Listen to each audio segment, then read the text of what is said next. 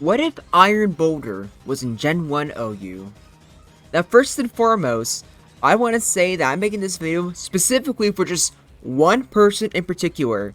Because yesterday, it was Zach and Theus' birthday, and I know that they've been wanting me to do Iron Boulder for a little bit now. So, even if I'm a day late because I got busy yesterday, everyone in the comments, wish him a happy birthday. It's like the bare minimum you can do. Also, anyone that doesn't wish him my birthday, I will literally block. So, yeah. You should do that.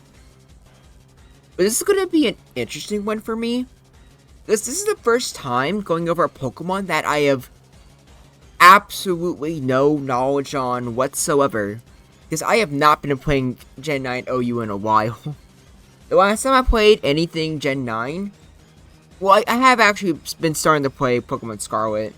I only pick it up like every once in a while, but I have been enjoying it so far. But as for like on Showdown, the only thing I kind of played was like a few games of like Uber's Underuse back in December. So I know nothing about this Pokemon for the most part. I know it's good, but I also know that since it's a Paradox Pokemon, part of that is because it has Quark Drive. Obviously, it doesn't have that in Gen 1. However, it does have what no one would expect if you aren't familiar with Gen 1. But if you are familiar with Gen 1, I think all of us can agree that Rock's Psychic is a stupidly good type. Or just both offensively and defensively. Like, holy crap, this is... Now, I've been playing in the Generation Jumble, so, like, Metagross is super strong there. But Rock Psychic is just as good. Like, gosh dang. Or actually, in some ways, it's kind of better than Steel Psychic. Because think about it this way. With Steel Psychic, you're still weak to Earthquake, but you also have you're weak to Fire Blast. Meanwhile, for Rock Psychic, you resist Normal, you resist Psychic, you resist Fire, you're still weak to Ground, there's no Grass moves for the most part, and then what uses Water moves? Boister with Clamp, Swellbro, maybe Starmie starts using more Surf? Like, granted, that sounds like it would be, like, more popular than, like, a Fire Pokemon in Gen 1. But, even, like, without, like, Generation Jumble, and just regular Gen 1 OU, Moltres is usable, and sometimes you use Fire Blast on Tauros, because you have a 30% chance to burn. So, I don't know. Like, you can let me know in the comments what you think is better between Rock Psychic and Steel Psychic.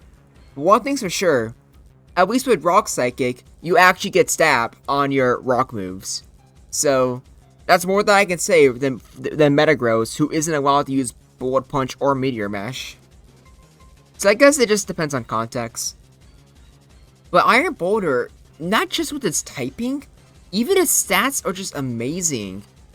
120 attack, 90 HP, and even a 68 special attack. That's only 2 less than Tauros. And Tauros is using coverage moves. It's using like Thunderbolt, which is base 70, special, or Blizzard. 68 is just literally only 2 points lower, and it has Stab Psychic. And that's the only special move you really need, if you even want it. Because Iron Boulder's like attacking moves, or just moves in general, are just fantastic. Agility is good, but now that I think about it, I guess I should bring up that 124 speed. You're faster than Alakazam. What the heck? You're now just like the second fastest thing, like in Gen 1 OU, since Electrode is not a real Pokemon. So that's already big. So you probably don't need agility. I know it sounds promising since, agility can have you ignore that paralysis speed debuff. I just think it's not really worth it. You can never really go wrong with Body Slam. It's always nice to have. I didn't really use it for the replays, but I do think it's very much worth considering. You have Earthquake. You have its signature move, Mighty Cleave. I think that's how you say it. The bypassing protection isn't very too relevant, since, like, substitutes only, or you see it sometimes, but it's not like the most popular thing in the world. But still, it's still like just a better rock slide. You have Psychic, which obviously that's just a good generic move. You have Sword Stance. I don't think I need to explain that this is by far the best Sword Stance user in the game. You also have, like, obviously you have, like, Hyper Beam, which that's good. We also have Slash, just for a good generic damage.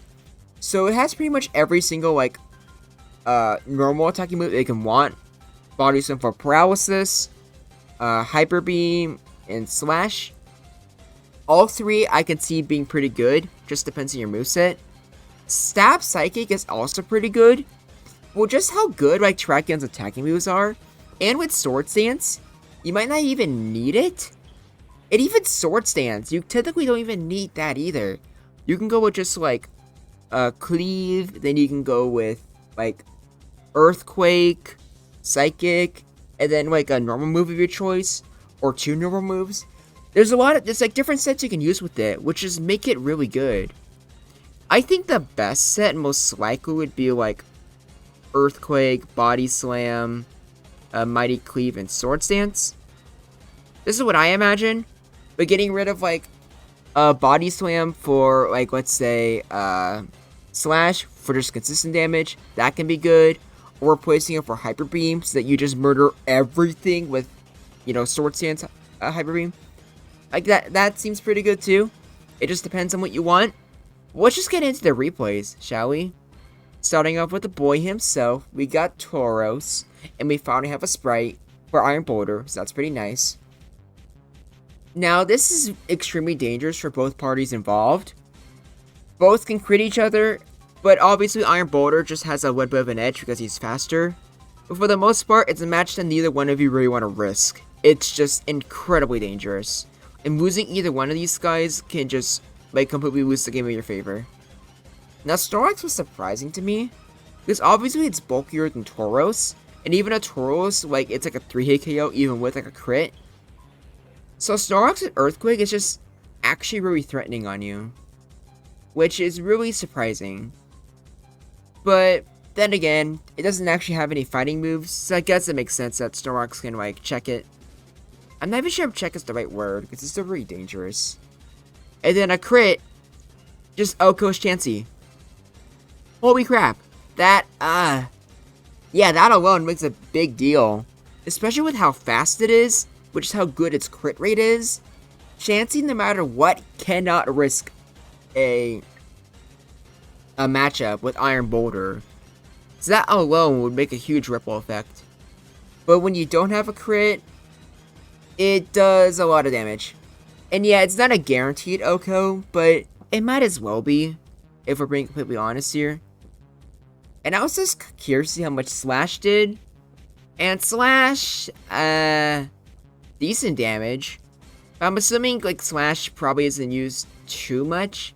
Because while it is a guaranteed crit, with how, like, strong and how fast Iron Boulder is anyways, you're already getting a lot of crits. So a guaranteed crit with Slash, okay, that's pretty good.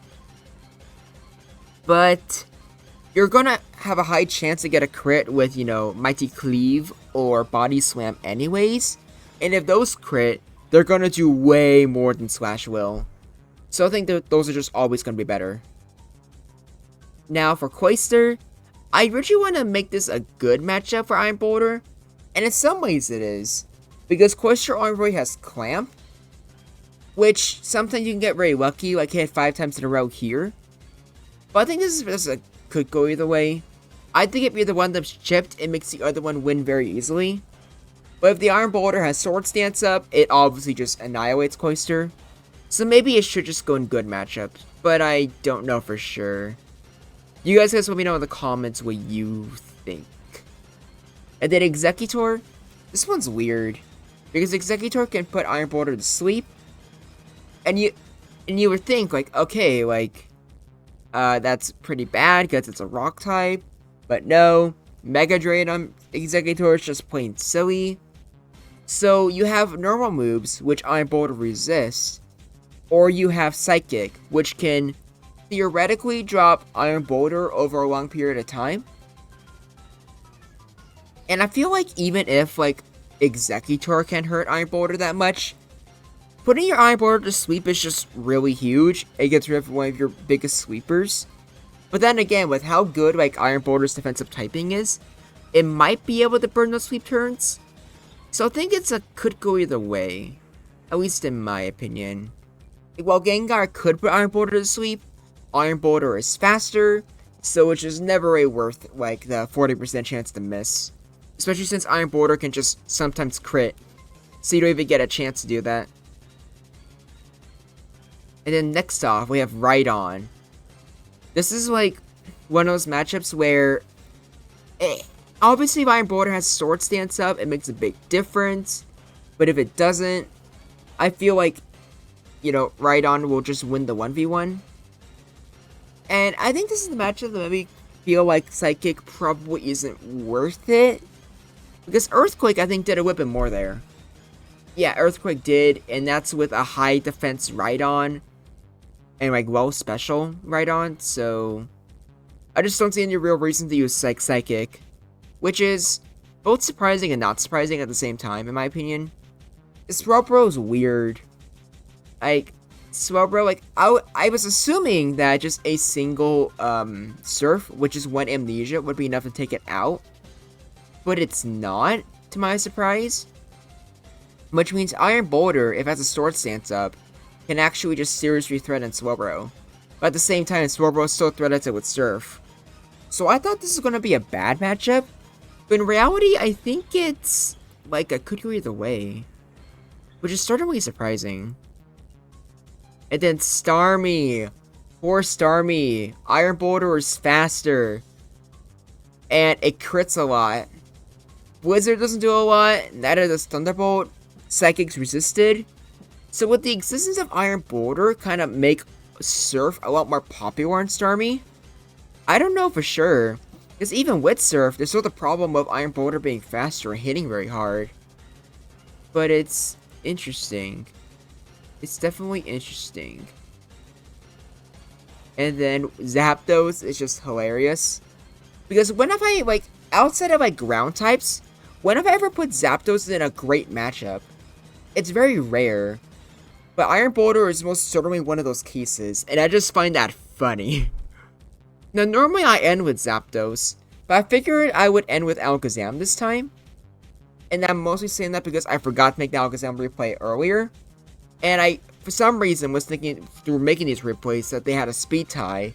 But no, Iron Boulder's faster. So Alakazam, with that Rock and Psychic typing, has no way of hurting Iron Boulder. And Iron Boulder is already just faster and can just hit it. And with a crit, it can just kill it outright. So I think it's pretty safe to say that Iron Boulder just completely breaks all of Gen 1's mechanics. And it's just a huge threat in the metagame. I even think there's a chance that it would actually be the best Pokemon in Gen 1 OU. That might be going too far, but I don't really think it is. Like, what could really take it on? Like, really think about it. Not really anything that you see a lot. But what do you think? Do you think Iron Boulder would be the best Pokemon in Gen 1 OU? Do you think it would actually be better than Tauros? And how do you think it would do in Gen 1 Ubers? And most importantly, did you wish Zacantheus a happy birthday? I expect to, like, see a lot of comments in the comment section, like, today. And also, yes, like, I finally made a what if video. You guys are welcome. But you should watch the Generation Jumble videos.